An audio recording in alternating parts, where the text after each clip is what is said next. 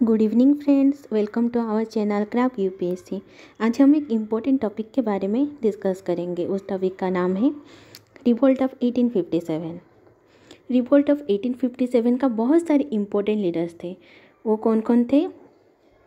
रानी लक्ष्मीबाई, मंगल पांडे, बहादुर शाह जफर, बेगम हजरत महल, तांत्या टोपे। अच्छा, जो revolt of 1857 हुआ था उसका तो कोई रीज़न होगा ना, मतलब क्यों हुआ था रिवोल्ट ऑफ 1857। अब देखेंगे reason for first war of independence, मतलब रिवोल्ट ऑफ 1857। उसका रीजन क्या क्या था? पॉलिटिकल कॉज था, इकोनॉमिकल कॉज था, रिलीजियस कॉज था, मिलिट्री कॉज था एंड इमीडिएट कॉज था।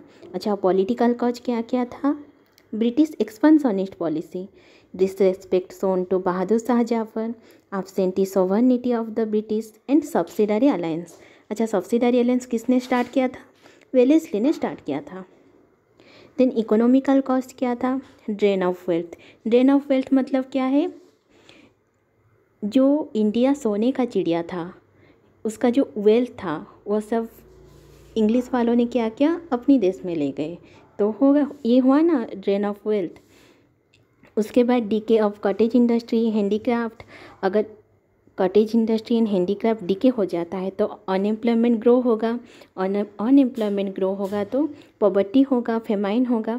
और ये सब रीजन की वजह से क्या होगा? हमारा जो इकोनॉमिक डेवलपमेंट है और इकोनॉमिक कंडीशन है वो धीरे धीरे डिक्लाइन होने लगा।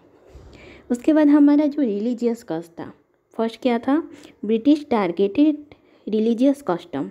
उन्होंने हमारे रिलीजियस कस्टम को टारगेट किया। जैसे कि हम एग्जांपल दे सकते हैं, लॉर्ड बेंटिक, विलियम बेंटिक जो थे वो क्या किए? सती प्रथा को बैन कर दिए। हालांकि ये सही था,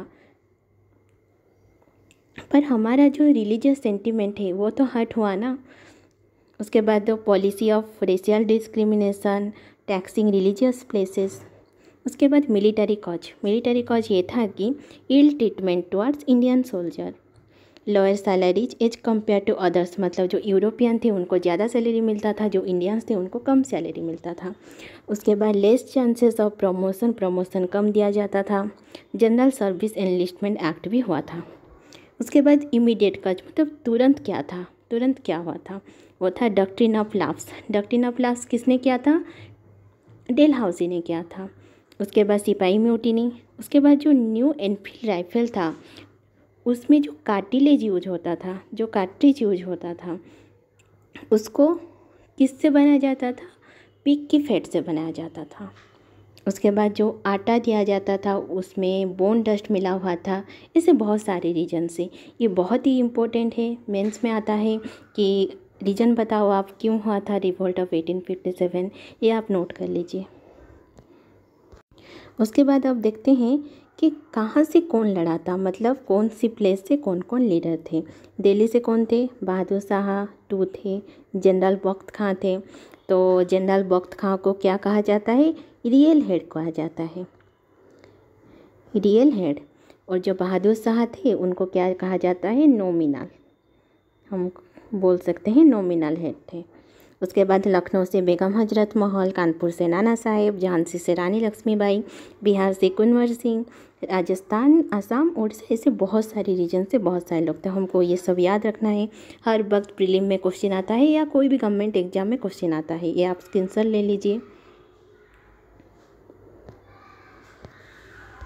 उसके बाद हम देखेंगे कि इम्पैक्ट क्या था? Led to the dissolution of East India Company and force the British to recognise the army and the financial system and the administration in India through passage of the Government of India Act 1858। मतलब क्या हुआ था? जो east India company था उसको हम dissolution किया गया। उसके बाद जो इंडियन आर्मी था उसको रिकॉग्नाइज किया गया, कुछ अच्छा चीज़ें दिया गया, उनको प्रमोशन दिया गया, ये सब किया गया। उसके बाद फाइनेंशियल सिस्टम थे उसमें भी बहुत सारे चेंजेस लाया गया था। उसके बाद जो हमारा गवर्नमेंट ऑफ इंडिया एक्ट 1858 आया था उसको हम क्या बोलते हैं? गुड गवर्नेंस एक्ट बोलते हैं। उसमें बहुत सारी चीज़ें हुआ था, जैसे कि सेक्रेटरी ऑफ स्टेट क्रिएशन हुआ था। उसके बाद जो हमारा गवर्नर जनरल ऑफ इंडिया थे उसको हटा के वाइसरॉय ऑफ इंडिया किया गया। तो हमारा फर्स्ट वाइसरॉय कौन थे? लॉर्ड कैनिंग थे।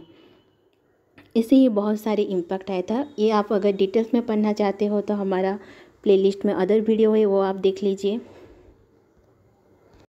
और ये लास्ट में एक बहुत ही इम्पोर्टेंट स्लाइड आपके लिए मैं लाई हूँ कि क्या था रिवोल्ट ऑफ 1857 के समय में इंग्लैंड का पीएम कौन था?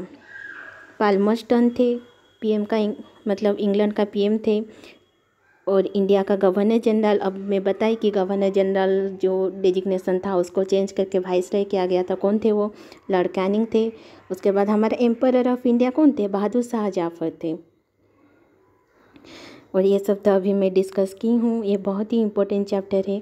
अगर आप इसके बारे में डिटेल्स में जानना चाहते हो तो वो भी हम डिस्कस किए हैं दूसरे वीडियो में, आप देख लीजिए। Thank you for watching this video. Bye bye friends, see you soon.